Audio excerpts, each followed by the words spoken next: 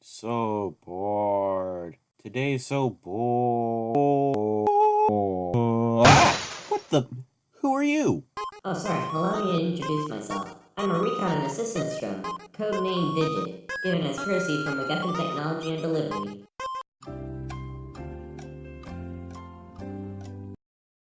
As expected with the purchase of a MacGuffin module, this thing. Oh yeah, that.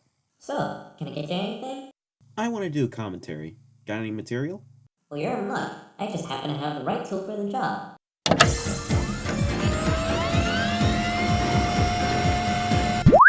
Based on your video recommendations, the first of the results is a compilation of half-baked assumptions on the intellect of fictional bipedal cephalopods. English, please?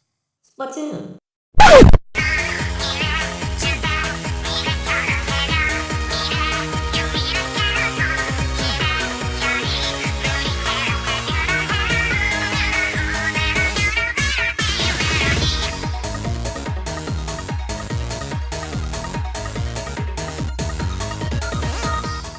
This is NicoBBQ. He's made a variety of videos ranging from countdowns to reviews, most of which are themed after Nintendo. The video in question is his top 10 reasons why the Inklings in Splatoon are dumb. Enough said.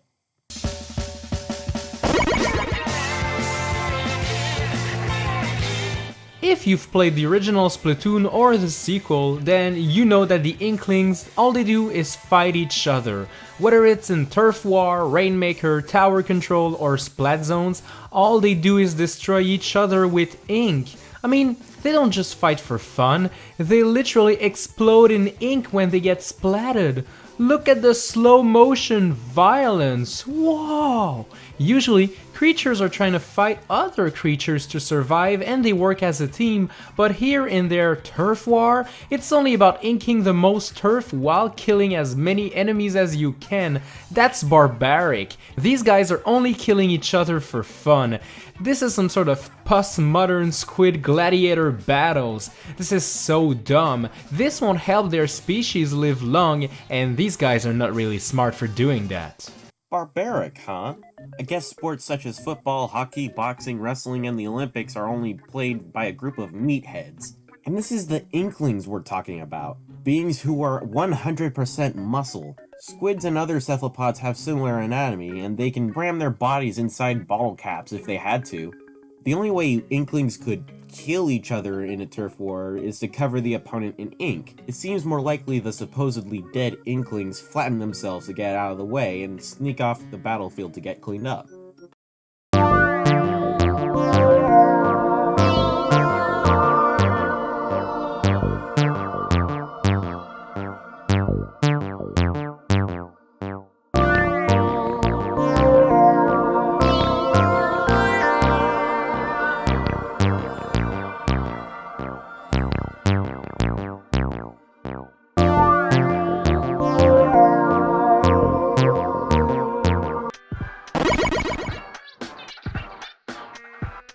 Speaking of fighting, how do you think those Inklings fight amongst each other? Well, by using various weapons like guns, rollers, ink bucket, brushes, umbrellas, and even more.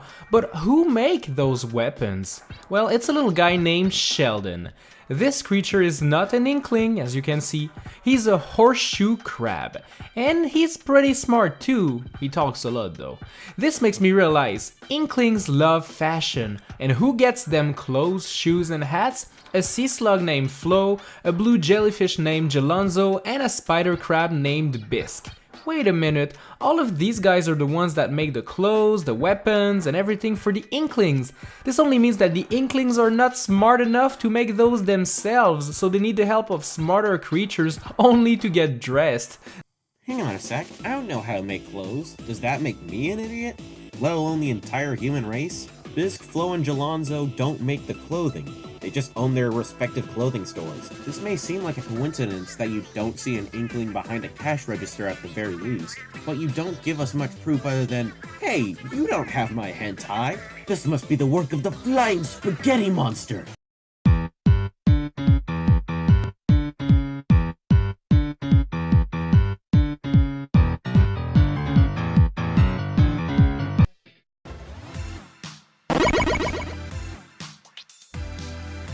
Throughout the years, there have been many debates and many political questions that remain unanswered. Some of the smartest people are working each day to try to eradicate cancer and other illnesses. What are the Inklings doing in the meantime? Well, they're debating whether cake or ice cream is better, or ketchup versus mayo. What the heck? These are some of the dumbest debates ever. Fighting over what's better between hot dogs or marshmallows, or car versus planes, or Pokemon Red versus Pokemon Blue.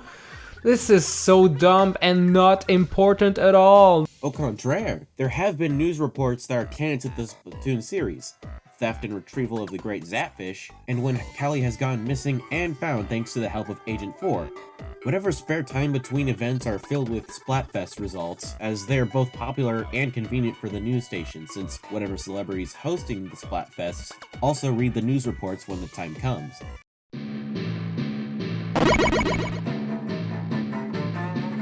Alright, okay, so let's pretend those Inklings are smart, cause you know, they built cool sceneries, they built good stadiums, cool stages and stuff. Okay, well, new to Splatoon 2 is this brand new mode called Salmon Run, in which you and your squad are on a brand new map collecting salmon eggs and defeating the salmonids. But I mean, take a good look at them. They got different weapons to attack. They have flying robots that shoot ink missiles, they have a salmon that hides in the ink only to eat you, they got this giant bus that shoots bomb from its head, they even have the steel eel, a giant mechanical robot that sprays ink in its path. This is intense! These salmons are way more technologically advanced than the Inklings. They can build many robots and flying stuff. The Inklings don't do that kind of stuff. This is just another proof that Inklings are not very smart.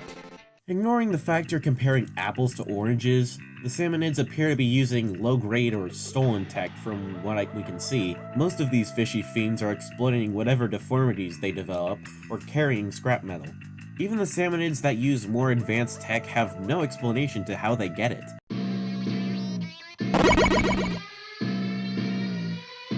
Oh, so you thought I was done with Salmon Run? Oh heck no baby, I'm just getting started. Let's take a good look at Grisco, the company that hire you to collect salmon eggs.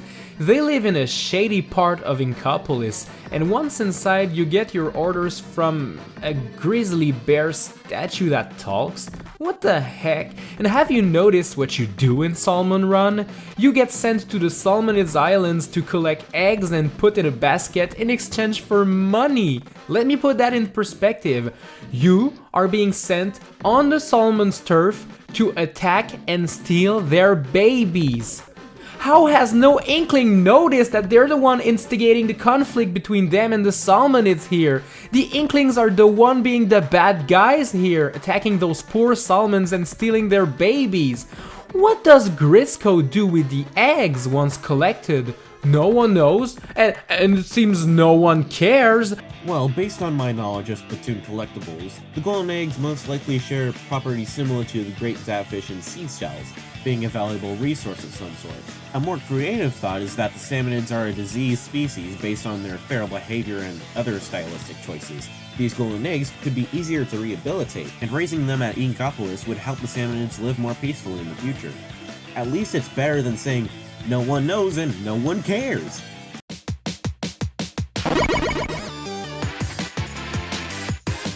Speaking of being manipulated and being stupid, what happens in both Splatoon games when you boot the game?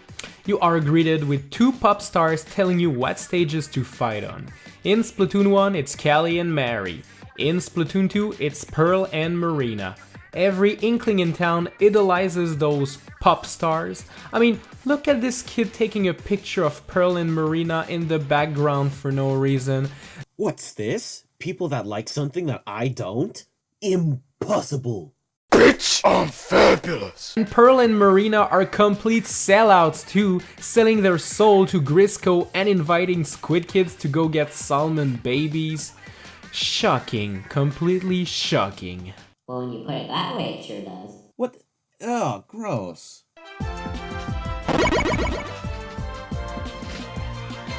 Another thing that baffles me is the fact that the Squid Kids are all, well, kids. Quite the common misconception. This Squid Kid isn't exactly a kid. This is. Ugh, that's one weird looking baby. How the heck does that come into the world? Well, when a mommy and daddy inkling love each other very much. No. Newborn inklings resemble the common squid and will grow into a sort of squid-human hybrid. Once they reach maturity, the inklings develop the ability to change into their bipedal and nautical forms at will. So these inklings are technically adults? As close to it as a high school or college student. Bitch, I'm fabulous. They're not very active kids too. When they're not killing each other, they hang out in Nicopolis and they look at their cell phones, they take selfies, they play some sort of DDR game, and they say pretty stupid stuff in general. I don't know if you meant they were inactive physically, socially, or both, but either way, you listed examples against them not being active.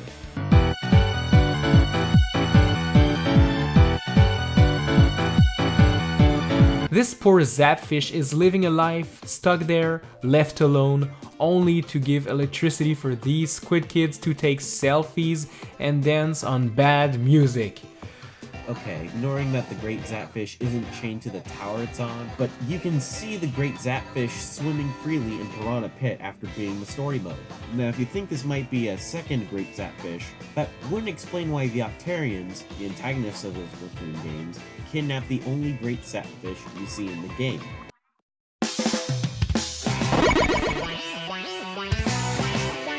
The two new main girls in Splatoon 2 are Marina and Pearl. And have you noticed how different they are from the Squid sisters? Well, the reason is simple. Marina is not even an inkling. I mean, look at her, she is an octoling. But aren't inklings in war with the octolings? Well, yeah, they still are in Splatoon 2 and they were in Splatoon 1. I mean, the single player campaign, it still pits you against the octolings, so maybe that just means that Marina is a good octoling? Well, this is what every inklings believe, but these guys are not looking hard enough. Pearl and Marina are way different from each other. Pearl loves the attention, she loves giving out instruction, and she wants things done her way. Marina, on the other end, is way shyer. She doesn't seem confident when she does her little dance, and it seems like she's always feel pressured to do it. Well, why? It's simple. Pearl is the mastermind behind all of this.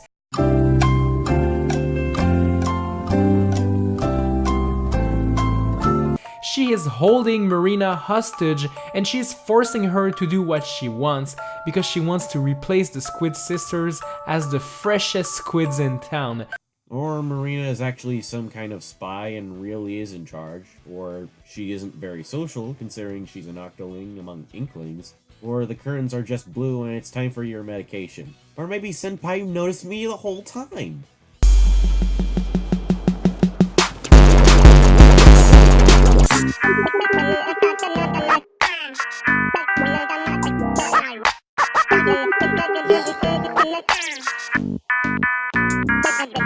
She is the one selling out to Grisco and collecting salmon eggs. She wants war. She loves war. She thrives to control the inklings. Alright, lame theory, that's enough caffeine for you. Final thoughts. Do your research, the curtains are blue, comb your teeth, and brush your plants. Ooh, mail's here. Time to get to work. That reminds me, what do you need that for anyway? Well, I've been working on this teleportation device that could, well... Okay, I get it. That MacGuffin module must be critical for the device's construction, isn't it? Nah, the teleporter was finished a month ago. I just needed the mod to fix my soda machine. Radical! Anyway, I'm gonna go for a test run. If I need your help, the phone's right there, and the remote controls for the teleporter are over there. Bye!